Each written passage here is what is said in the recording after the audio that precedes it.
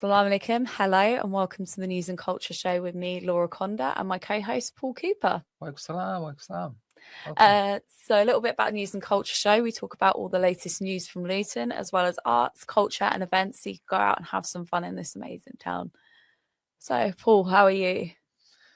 Oh, I've been struggling this bit. I've got terrible back. So, I've been living on cocodamol at the moment. So I just hope this gradually get better. Inshallah. Yeah. You've been struggling as well. Well, as you can hear, we weren't on last week because I lost my voice, and it is still pretty bad. But I'm gonna give us a go today.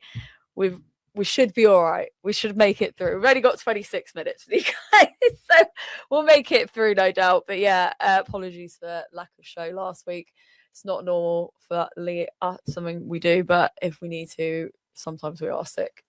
So yeah, it's an interesting week for news. So 24 hours in police custody. When you're watching this will have happened last night, but it's actually tonight. We pre-record on Tuesday. So tonight on Tuesday, there's a new 24 hours in police custody episode coming out. It's actually a special. It's called 24 hours in police custody investigates, and it's about zombie knives. These knives are believed to be responsible. I can't remember the in and out of this. I think it's in the about 60 deaths last year of teenagers. And a lot of people believe that these zombie knives are aimed at teenagers and encouraging them to buy them. It's interesting, actually. We're talking about this today, talking about teenagers, because we've got, there looks like a strong possibility the government is going to now restrict social media for under 16s. Yeah. And I've got to say, I think it's a good idea, because there's too much negative influence with our young people on this. You know what, you're going to be shocked at this. You know, if I speak to any of the youngsters I work with, they will all tell you that they'll up till 1, 2, 3 o'clock in the morning just wasting time on their mobile phones. And it'll either be on TikTok, Instagram, or other stuff. So my youngest two kids don't have social media. My eldest does, but he's 16. So I feel, and in other countries, like for example Albania, it's very rare that stabbings happen in Albania. It's extremely rare. A teenager was stabbed in Albania, and they, as a result, banned social media for under 16s for a year. In fact, they actually banned TikTok completely in Albania. So this documentary is about the fatal stabbing of a 16-year-old boy by another teenager. Ashraf Habiman died on the 29th of September in 2023. This sticks in my mind so strongly. This is literally 2 minutes walk around the corner from where my mum lives. It's literally on the corner of the road where I used to live. I used to live on Moat Lane, and he was stabbed on Nunnery Lane in Luton. And the saddest part is his mum was actually on the way to pick him up from college. It was essentially, I can't remember the case entirely, but if I do remember, he had nothing. There was a fight going on. He had nothing to do with it. He was simply walking past, and he was dragged into this incident and attacked. And these zombie knives were banned as a result. But this is kind of talking about the impact that the attack had on his mother. There's also another story that they're going to feature with Ronan Kanda, who was killed by a ninja sword close to his home in Wolverhampton in June 2022. Big shout out of thanks though to the police service, because they got the people that did it. So 7 teenagers were sentenced in connection with this incident. I think this is why this case has taken quite a long time to go on to 24 hours in police custody, because there was a number of different trials relating to this. 2 twin brothers ironically were convicted of this. So it was Atifif Hussein Dean. He was given a minimal custodial term of 24 years after being convicted of the murder of Ashraf. I think it's Altaf and Atif, isn't it? Atif and Altaf. So Altaf Hussein was given a 7-year minimum term after being convicted of manslaughter. Ashraf had been unarmed. He had tried to get away, but he'd been punched by Altaf and then stabbed by Atif. It is horrific. Bedfordshire Police, obviously, once the ban took place in 2024, did obviously do a national surrender of zombie knives, and that the show will follow that. It's going to be quite an in-depth show. I don't know if you watched last week's one. I've been trying to get you to watch it more often. I forgot, you didn't remind me. I did forget. Anyway, they had one last week talking about EncroChat phones, which I find incredibly interesting. That I found it was all right, but I know there has been a lot of complaints on social media. This is why I jokingly say to you so often, if it's really important, just give me a quick. I have to ring him. I have to ring him at all hours of the day. Yeah. Often I forget to look at. So I literally forget to look at what do you call it? WhatsApp, yeah. Honestly, if you can't, don't WhatsApp Paul, just call him. But yeah, I know last week's show wasn't appreciated by a lot of the audience. They were complaining that it wasn't that good because essentially I don't know if you know anything about EncroChat phones. Oh, yeah.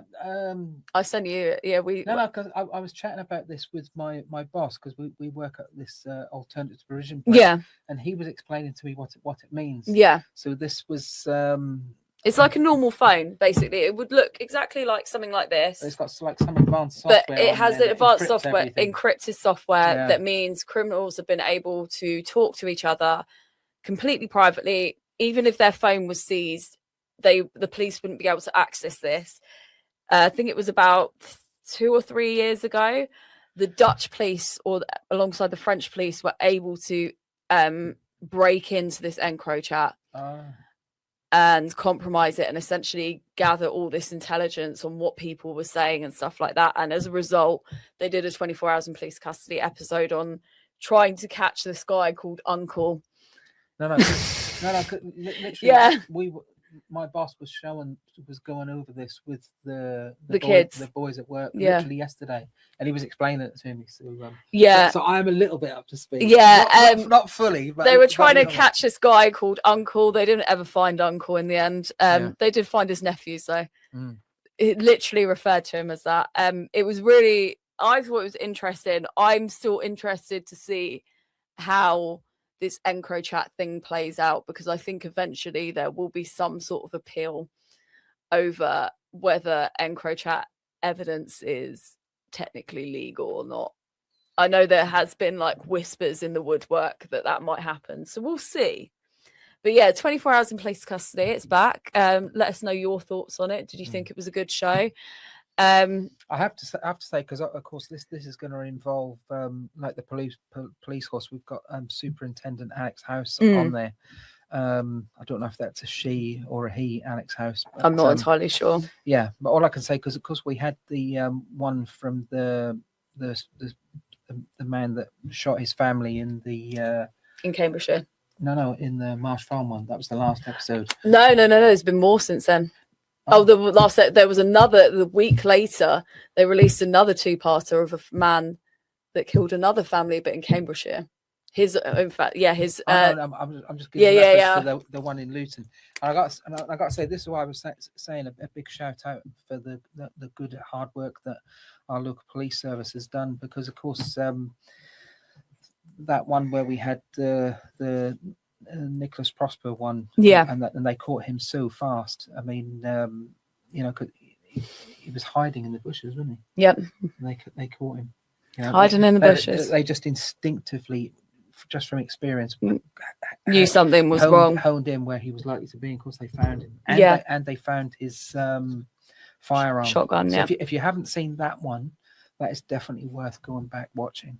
But yeah, I think this will be an interesting episode. As you said, Superintendent Alex House of Bedfordshire Police said this documentary offers a powerful and unflinching insight into the devastating reality of knife crime. And I think it is really important that we show these TV programs to teenagers as well, so that they can see what happens and they can see the consequences of it, because it's not just it's lots of families are devastated by knife crime, even if it's just one person that stabs another person and that person sadly dies. Well, the two men that have gone away, their families have lost. I mean the one that was I mean, the 24 years. minimum custody. Yeah, so he got a life sentence. Minimum of 24 years. Mm. So that means unless he's got good attendance over that time of 24 years, they may not let him out. To be honest, most of the time, I have never heard of anyone getting out on parole first time, a lifer. It never happens. Right. That's always what frustrates me is when people see minimum terms, assume that when that 24 years is up, that they automatically get paroled. They don't. They have to go through quite a stringent process, and it's very strict, and they do try and stop people from just coming out. So yeah, you know, all these families that are involved that have had to lose loved ones, whether they're in prison or whether they were sadly killed, you know, is horrendous. And I only hope, I don't normally encourage parents to let their children watch crime programs. I think this is one that is important to let them watch. This one particularly, I think it's worth letting them watch. Yeah. Right, moving on to some more pleasant news. We're going to have, we're obviously talking about Vauxhall later in the programme. We've done an amazing interview with Aisha, who is talking to us about the Luton Made Vauxhall project. But Vauxhall's former site in Luton has £400 million plan to regenerate it, and it could bring up to 2,400 jobs to the area. So the company Goodman have bought the site, the 36 hectare site. Sorry, that's enormous. 36 hectares, huge. If you don't know, folks, a hectare is 100 meters by 100 meters. I still don't know, but it sounds huge to me. Well, you do now. I just told you, 100 meters by 100 meters. I can't visualize that in my head, but they bought it in March 2025. So the plans that they've outlined, that they've submitted, include high quality commercial and industrial park. It says it will attract a mix of businesses from a range of sectors, including manufacturing, engineering, digital infrastructure, and advanced logistics. Following a detailed economic impact assessment, it is estimated the regeneration will create some 2,400 jobs and contribute almost £160 million each year to Luton's economy, which is fantastic, and it's really beneficial to the town. I hope so. My son needs a job. So. Well, yeah, so does mine. And mine's only 16, but he's desperate to get elsewhere. But he's applying for everything. Nothing's happening. So yeah, if given the go-ahead, because these are obviously only plans that have been submitted, if they're given the go-ahead, the construction is expected to start next year, and businesses are expected to start moving in not until 2028 though. So there's a little while off yet. So the outline planning application will set the framework for development and has been shaped working closely with Luton Borough Council and a consultation process with local residents, businesses and community organisation, which was run by Goodman last year, which I think is fantastic that they've been engaging the local communities to see. So who are Goodman? Goodman, I don't know if we're talking about Goodman, which I think it is that they're an electronics company. Oh. If I'm remembering, it's the same Goodman. I think it is, and they're an electronics company, but I'm not 100% sure. So yeah, Jason Harris, the commercial director at Goodman, said this has been a collaborative approach, and we're grateful to the council, residents, and community and business partners on their feedback and insights, which have helped shape our plans. We look to ensure the site becomes a catalyst for Luton's long-term economic growth and is a source of pride for the community and delivers local opportunity for generations to come, which I think is, again, really important. It's definitely... And we've got a quote here as well from James Taylor. So we interviewed him a couple of weeks ago. We did. It was the last episode that we had. Yeah, so James has said the submission of the planning application is a major milestone in the future of this key strategic site. We have been encouraged by Goodman's approach to the regeneration, particularly for the vision for a mix of new commercial and industrial uses, as well as the speed in which they are acting to bring this site back into use. I've got to say, this is massively exciting. It's very exciting. I mean, I've got to say, folks, I don't know what you guys think listening. I mean, I couldn't. I mean, the first time we had the closures about 10 years ago when they stopped making the cars, And then, of course, we had the development, and we've got, like I said, I call it the little Vauxhall village. I mean, it's because it's huge. Yeah, it's actually really big if you look at it. Yeah, because it goes all the way up that hill. I think people just see the flats. Yeah, next to Luton Airport Parkway station, but it goes really far back, all the way up to kind of stops the area. Interesting. One of my old students lives there, actually. I have friends that live there as well. Yeah. I haven't seen him for a couple of years. It was a guy I taught over 20 years ago. Wow. And he's a surgeon now. Look at you. Commutes down every day. Teaching surgeons on the day and then coming here to present a radio show. Look at you. He wasn't a surgeon then. He was. No, obviously not. But you know, he says this, but he was a science teacher, so obviously he was a good influence, and he got him very good grades in GCSE and potentially A level for him to be able to go on and do a surgeon. So I think you should take credit for that, there, Paul. Okay. Okay. Well, if you insist. I will insist. There we go. but I was, it was very exciting. They did such a nice housing development there, and then, and of course, we were all.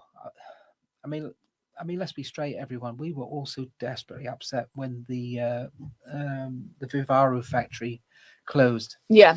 And to hear this so quickly, together with the council, that Goodman have come round and got approval for this development. They haven't got approval yet. We should point this out. It is a planning application at the minute. Oh, no, you're going to give them. You're going to give. In all fairness, I doubt we want this approved. I doubt the council were going to refuse this because they've worked quite closely with them, and I think the fact that it's bringing manufacturing to the town is really necessary. Yeah. We needed more manufacturing opportunities because these sort of jobs are few and far between, and I think if we have manufacturing, we've got the airport expansion as well.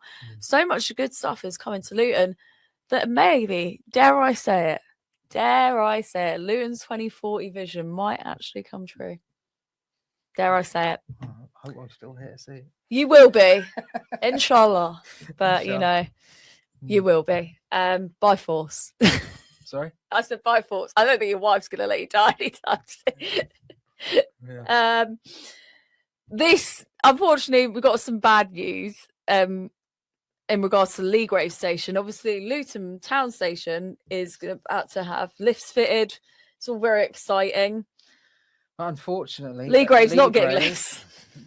No, it's been well, the official thing here, but it's been shelved. So whether that means indefinitely or for who knows. I think it's a very interesting story. So the Access for All scheme, which is what is actually funding Luton train stations, new lifts, has been set up to make improvements to set free access at stations. And so in 2022, Luton Borough Council put in a £20,000 forward £20,000 for a feasibility study for the station. But then the Department of Transport were said the previous government had carried out feasibility work on the upgrades without indicating how the delivery of such schemes would be funded, raising significant stakeholder expectations. So essentially what they're saying is that the previous government had done this study and hadn't said how it was going to be funded or who was going to give the money for it, aka was the council, how much the council was going to provide for this. As a result, it would mean that it would fall onto Network Rail to provide the bulk of the money because they're responsible for the railway stations. And so the current administration has pulled the project because it's prioritizing busier stations with third-party funding help. It's one of 19 schemes that the government says it will not be progressing at this point. But the most disappointing thing of it all is that I'm just reading this as well. Sarah Owen has been incredibly vocal about saying we needed it. It's been kind of her campaign ever since she's been elected in 2019. Ever since then, she's been campaigning tirelessly for lifts to be installed at Leagrave Station because we do need lifts at the station. It's very frustrating. I'm fed up of hearing, oh, well, you can go to Luton Airport Parkway. No, if Harpenden was paid for by the government to have lifts fitted before even Luton was, which is a bigger station and calls to more stations around the country than Harpenden does, then there is no excuse for Leagrave to be left out. Sorry, that's as frank as it gets. Anyway, Sarah Owens has declined to comment on the matter. It's incredibly frustrating, considering it's kind of been a major part of her campaign to Luton North residents. As a Luton North resident who uses Leagrave quite regularly because it's my nearest station, it's incredibly close. I can actually see it from my house. It's so frustrating because, like, sometimes I cannot use the stairs. I'll be honest. Sometimes my asthma is too bad. I can't use the stairs. Sometimes my endo is too bad. I can't walk because I'm bent over in pain. I would just love to be able to use a lift. And now I'm going to have to keep going to do Luton Airport Parkway when I can just go to the train station round the corner from my house. And it's frustrating because if you are disabled and you live nearby, you know, you don't always want to, sometimes you just want to walk to the station. You don't want to have to drive, pay all that money for parking. It's very frustrating that this yet again has been put off and put on the back burner. And it's frustrating that our local MP has declined to comment about it. I'm going to say it's frustrating. In the past, she's been very vocal. I mean, I'm not going to read them. The one I am going to read is Eric Matthews. Now, this is a person that has sight loss and is the Royal National Institute for the Blind's policy lead for travel and transport. And he said, I quote, "It's disappointing that the government's access for all programme will not be progressing at 19 rail stations that were earmarked for upgrade. Its funding aims to create an obstacle-free, step-free route from the station entrance to the platforms is vital for tens of thousands of blind and partially sighted passengers." Many stations lack the basic accessibility features that make travel accessible. Steps and stairs for increased trip hazards. I've got to say this. So much for government policy saying that discrimination against the disabled is not allowed. But I'm sorry, but we're in a situation like this. I vehemently disagree that this government, like all governments, has a problem with disabled people. Every single time, if it's not cuts to PIP, it's things like this where it's like, oh, well, disabled people, don't worry about them. If they can't walk, if they can't see, there's other stations they can travel to. No. We should be able to access stations at all times. It shouldn't be in the same way that PIP, we can't accuse people of being on PIP for stupid reasons. There's no stupid reasons. If you're disabled, if your life is hard, you should be able to access PIP. Oh, sorry. It's a very angering subject for me. As someone that has disabilities, it's so frustrating. It's so frustrating. And mine aren't that bad. There's people out there that are much worse off than me and are suffering as a result and not able to access places that they should be able to access, and it is incredibly frustrating. And yet again, this government that claims to be better for everyone is not better for everyone. Yeah, because literally what we need to remember, folks, without these things there, we're talking about large members of our population. They can't use these services at all. You know, how can we be in this time? You know, I mean, we talk about. I mean, I grew up in the 20th century, and here we are. We're now 26 years in the 21st century, and we're still talking about these things. We shouldn't be. We shouldn't. It should be basic. And I mean, I'm already frustrated that Harpenden got lifts before us. We all know why Harpenden got lifts off the last government. And we know that why Luton has been left behind. Because they're conservative. It might be because they were conservative voters, and it might be because the last government was a conservative government, and they happen to they seem to put stations, prioritise stations that happen to be in conservative areas. There you go. Anyway, finally. Well, hang on a minute. What? Isn't Luton a solid red area? It's a solid red area. Oh, so it's a very solid red. Why isn't the Labour government looking after its voters then? Don't care about it. Oh, well, they're just sorting out Luton Station. Sorry? They're sorting out Luton Station. That'll be their answer. Oh, but that's not acceptable. Lee Grave. I'm not disputing that. Oh, I'm not disputing that. Lee Grave is Luton. So. Lee Grave is Luton. Yeah. I mean, I've got the funniest story. When we were on holiday once, this couple met my parents and they were like talking about where they live, and they were like, "Oh yeah, we near Luton," and they were like, "Oh, where do you live?" And they said Lee Grave. Oh god. We'll finish on this amusing story anyway. Lee Grave. Yeah. How many of you live in Lee Grave? I live in Lee Grave. Do you live in Lee Grave? Do you live in Lee Grave? Oh. I can't do this. This is wrecking my voice. Anyway, actually, I don't think we're going to have time to talk about airport shoplifting. I mean, more importantly, this will be always my thing because this is like the third week in a row there's a story about airport shoplifting. Sorry, you give me the giggles now. Lee Grave. I've lived here since 1999. I've never heard that before. Lee Grave. Lee Grave. Seriously, some people say that. Lee Grave. If you're posh in it. Anyway, that's all for this week's News and Culture Show. Sorry, listeners, I've got the giggles. Sorry. Because Paul can't go on. No, I'm joking. Join us after the break where we'll be talking to Aisha from Luton Made Vauxhall all about their project, community heritage project that they've got going on. But anyway, after the break, we'll see you then. We'll be back soon. Sorry. Find Luton Prayer and Masjid Jamaat Times at inspirefm.org. Assalamu alaikum, hello, and welcome back to the News and Culture Show with me, Laura Conda, and my co-host, Paul Cooper. So a little bit about the News and Culture Show. We talk about all the latest news in Luton, as well as arts, culture and events, so you can go out and have some fun in this amazing town. So joining us now, we've got a really special guest, and we've been joined by Aisha, who's the Project Engagement Officer for Luton Made Vauxhall. Now, this is a community heritage project that's going to be talking about the history of Vauxhall and celebrating what it brought to this town as it's no longer with us. So, assalamu alaikum, Aisha. Thanks for joining us. Walaikum salam. How are you? Good, thank you. So do you want to talk to us a little bit about the Luton Made Vauxhall project for anyone that doesn't know about it, hasn't heard about it yet? Yeah, sure. So the Luton Made Vauxhall project started in July 2025, and it's going to run until May 2026.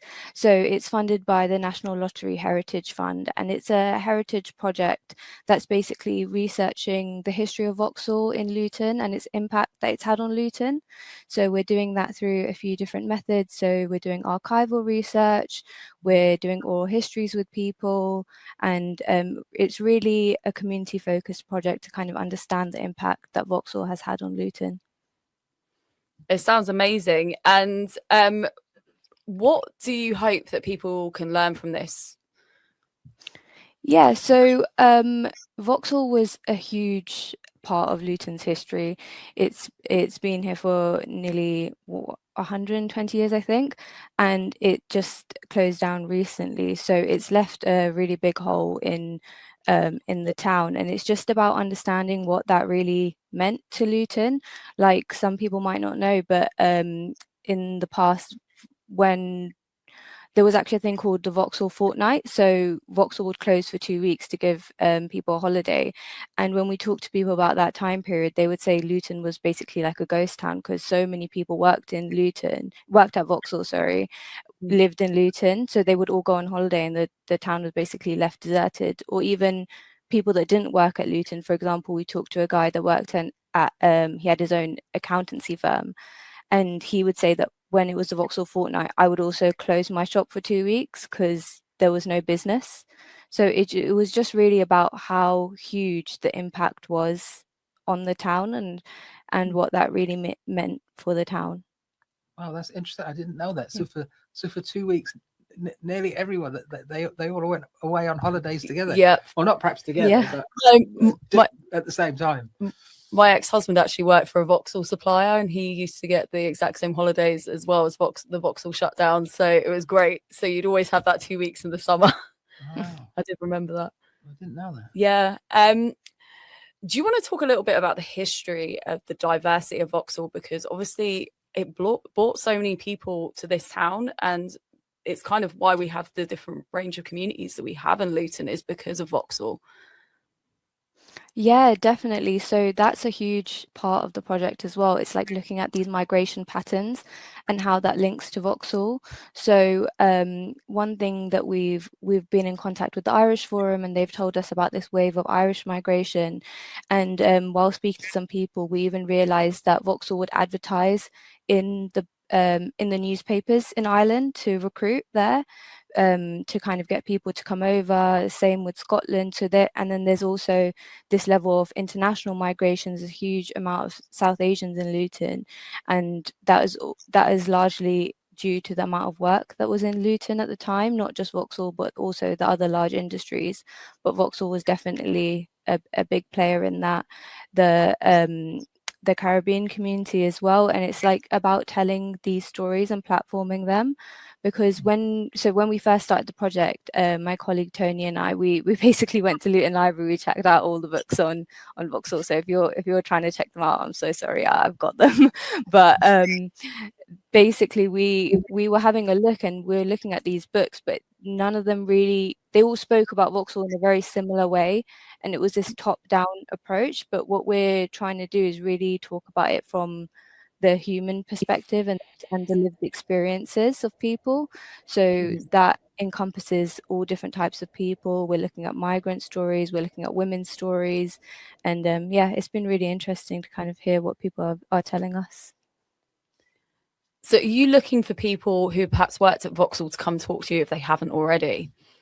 Yeah, so that's really the main, I guess, crux of our project, is talking to people and collecting these oral histories so they're not lost. We're hoping to deposit the oral histories in the Bedfordshire archives so people doing research in the future can use them. But yeah, so if you've worked at Vauxhall for any time period, right up until it closed, we're really interested in hearing your stories, especially if you're from a migrant community, if you moved to Luton to work at Vauxhall, or if your parents moved to Luton to work at Vauxhall.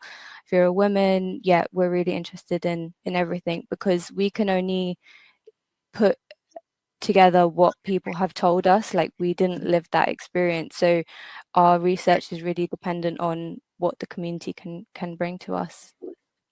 Do you want to explain a little bit about what the Bedfordshire Archives is? Because I had no idea this place existed either until I read about it yesterday. Yeah, so Bedfordshire Archives is based in Bedford, so in the city centre, town centre, I think. Yeah. Yeah, and they basically hold a bunch of artifacts, oral histories, newspapers relating to Bedfordshire's local history. So if you're ever doing any research around local history in Bedfordshire, that's probably a good place to start. So the information that you're collating through people that contact you, is that the place where eventually it's going to be available or on display? I mean, what's going to be the mood for people to see it? Yeah, so we're hoping to actually put on an exhibition in opening, I think, to the public on the 2nd of May 2026 at Stockwood Discovery Centre. So that'll be running for, I think, about 2 months. So I hope you guys can come down and check it out. But that's where we'll be collating all the information that we found into kind of digestible format for people. So we're also doing a call out for objects. So if you have any memorabilia from your time working there or anything related to that, then we're also going to put some objects on show. We've got some photographs, which are really amazing. And yeah, accompanied by the oral histories altogether, hopefully we'll create an immersive experience to help explain the project to people. These oral histories, will they be able to be like listened to through headphones? Are they going to be like actual, like you can hear them? Yeah, so that's the plan. How it will all work out in reality is still under construction, but yeah, that's the idea. And you've got an event this Sunday, actually, if anyone has any memorabilia that they want to donate to the collection. Do you want to talk a little bit more about that? Yeah, so my colleague Tony and I will be at Bushmead Community Centre on Sunday, 1 p.m. to 3 p.m. And we'll basically be running a like antiques roadshow type event. So if you have anything relating to Vauxhall, just bring it down. Or even if you don't have any objects that you want to part with, we can like take a photograph of them, or we can put them on loan for the exhibition. We can figure out different ways of doing things. Are you also, I forgot to ask, are you keen to hear from people that obviously their family members may have worked at Vauxhall, but unfortunately the family member has passed away? Are you still keen to hear those stories of people that had relatives that worked there that might be no longer with us as well? Yeah, definitely. So, if you have had a relative that worked there and they're no longer with us, like we're keen to hear those stories too. Really, we're just trying to cast the net as wide as possible to make the project as rich as possible. So, if you have any of those stories, that would be great as well. You guys can find us on Instagram. We're on Facebook. You can also just email us. It's Luton Made at Luton Made at luton.gov.uk. That's correct. Yeah, I just got it written Yeah. down as well. Also, there is a form I think you can find on your Instagram as well, isn't it, to be able to tell your Yep. stories. Cool. Yeah, it's Google form. And also, as part of this, you're actually running a oral history course. Do you want to talk a little bit about that? Yeah, so basically some of the funding that we've got is about training people in oral histories. So it's just to kind of give a bit of background on oral histories and why they're so important. It's when you have traditionally gone to archives or these traditional repositories for history and heritage things, they there's a lot of written documents or photographs, things like that, but there's not that much on people's lived experiences and stories. Whereas with oral histories, that's a huge aspect of it, because people tell their stories in their own words, and then that gets sort of kept for future generations that would never otherwise be able to hear it, and why it's so important. And I definitely urge people at home to do a bit more research into it. There's a lot of great resources, and you can even do oral histories with your own family members, I mean, or elderly family members. Sorry, yeah, carry on. wouldn't it be wonderful if someone found at home like an old cine film of one of their relatives, like from back in the 50s or 40s or 30s or earlier, talking about working there? Wouldn't that be wonderful if you found something like that? Bring Yeah, a no, bit of old history back to life. definitely. It's really that aspect of people telling their stories in their own voices. So that's kind of what we're hoping to do with this workshop. So we've got some Vauxhall alumni that have volunteered their time to be interviewed, and we're hoping to train people to understand how to take those interviews. So that's a 3-day workshop on this from the 16th to the 19th of February. And it's primarily for young people 16 to 25, but we've also opened that up now to our older age range. So if you're interested, we have a Google form on our Facebook and Instagram. Just sign up. Yeah, it's completely free. No, it does sound really interesting, and it's a really important skill, I think, for people to have, especially even if you don't have any interest in history, just to be able to do something like that and record family members, because family members have such interesting stories sometimes that you don't forget about. Are you also looking about the history of during the war? Because obviously Vauxhall didn't run during World War II, I believe World War One as well, as a factory for cars. It ran as a factory for ammunitions, if I'm correct. Please do correct me if I'm wrong. Yeah, so they actually produced tanks for the war. So so a lot of there were a lot of people, and it actually got bombed as well during the war. So that was really interesting. We were speaking to someone recently, and he was telling us he has like a paper slip, like a permission slip from someone that was given permission to enter the building, the Vauxhall building, after it had been bombed. So it's like some of those artifacts we're hoping to show in the exhibition as well. But yeah, we're just casting the net as wide as possible. Whatever people can remember or want to share with us, we want to hear it.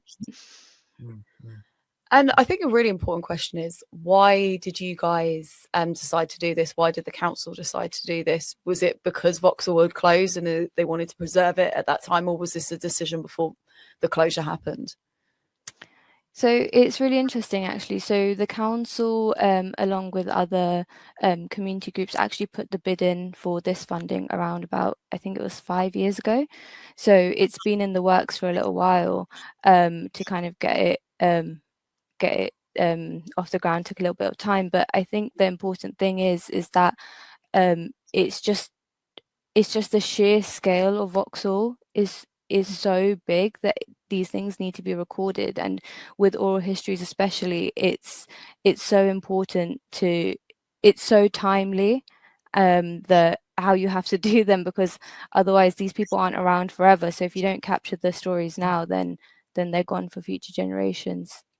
Yeah, absolutely. Because of course, when that would have been before we actually even found out the announcement that they were going to close. If it was 5 years ago, isn't it? Yeah, exactly. If someone has a story but necessarily doesn't feel comfortable speaking in English, is there an option for them to be able to tell a story in their own language and it be translated?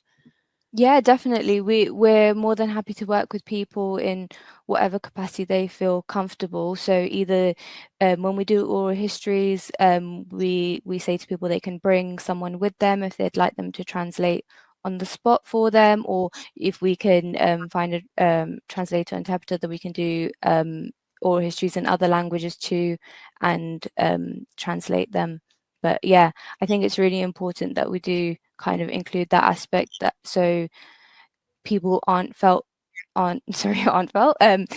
excluded, and those stories are captured, because a lot of the time those are the ones that are lost with time, because they're not seen as important or too difficult to capture, and that's what really adds that level of richness to the project and shows the impact of, because Luton is so diverse and it's like one of its greatest strengths, and that's something we really want to capture in the project. Definitely. It sounds really fantastic.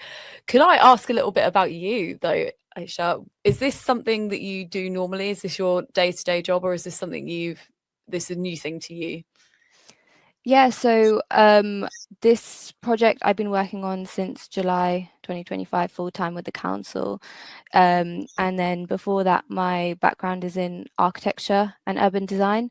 So, but I've always kind of had a passion for Luton's industrial heritage. It was a big part of my master's thesis project and things like that. So yeah, it's guys, and I'm like born and bred in Luton, so it's just a passion of mine. That's interesting. I know that they've announced today the regeneration of Vauxhall site. Are you excited to see that regeneration, even though we are losing that heritage from it? Yeah, it's really difficult. I think it's a huge loss for people in the town to kind of see that go. But it's I think that's why it's so important, because with the built environment, it reflects the industrial heritage so much in Luton, and like understanding how those spaces worked or did work, and just because we can't keep all of it exactly how it was because it's not fit for purpose anymore doesn't mean that we can't still remember its history. I mean, indeed. I mean, it is a relief, well, if not an excitement, that this has been announced, and we're going to be talking about it a little bit more in the next segment of the show, because of course often you'll have situations where companies will go bust, and you have large areas of towns that are sitting there dormant for months, if not years. So it is a big relief that this development is being announced. So stay tuned. We are going to be talking about this shortly. I look forward to it. That's great. Have you had any particular stories at the minute that really resonated with you as part of this project? Good question. I think, yeah, actually. So we spoke to an elderly woman. Actually, she told us about her time working in the trim shop. So she used to sew the seats for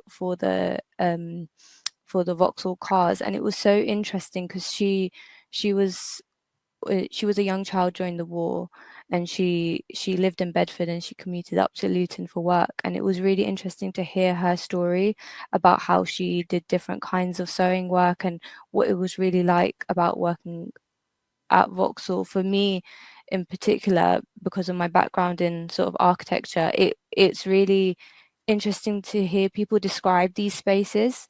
Whenever I guess it's from like a place of privilege that all the work that I've ever done, I've always worked in places with windows. And when people describe these spaces, you realize there were actually like hardly any windows in these spaces. It was just huge, like very noisy, very smelly spaces. And it's like just understanding the environment that they worked in is really interesting to me. I mean, it's interesting. It's what you're describing. I mean, I've not thought about it at all. But of course, when you drive down from Vauxhall Way, Vauxhall Way, as you know that bit down from the side from Asda. I mean, it just goes on and on and on as you're driving past it. The inside of these places must be enormous. It's also not even. I think it's about a quarter of what it used to be when it was like in its original form, because it went all round Kimpton Road, did it? Or am I remembering that rightly? Yeah, it was absolutely like astronomical in its size. Even the space that's now sort of like Venue 360, that also used to be Vauxhall's like recreation ground. So because it was such a huge company, they had such a huge like social responsibility aspect to the company, because when people work there, they work there for life. Mostly we're finding some people tell us, oh, I didn't work there for very long, I only worked there for 7 years, 8 years. That's a long time to me, but yeah, it's so crazy. So they had loads of different clubs, they had their own football fields, they had their own football team, they had a cricket team, they had photography clubs, horse riding clubs, and that was all on their own site that they had. They had a recreation ground, and it's crazy. Up like Caddington. Yeah, and then they also had the warehouse in Toddington, where a large amount of actually students used to work during university. So even a lot of my uncles worked there during their university holidays. So and the head office really as well. The head office used to be they're actually knocking it down at the minute, the building on the corner by the Beefeater on Gypsy Lane.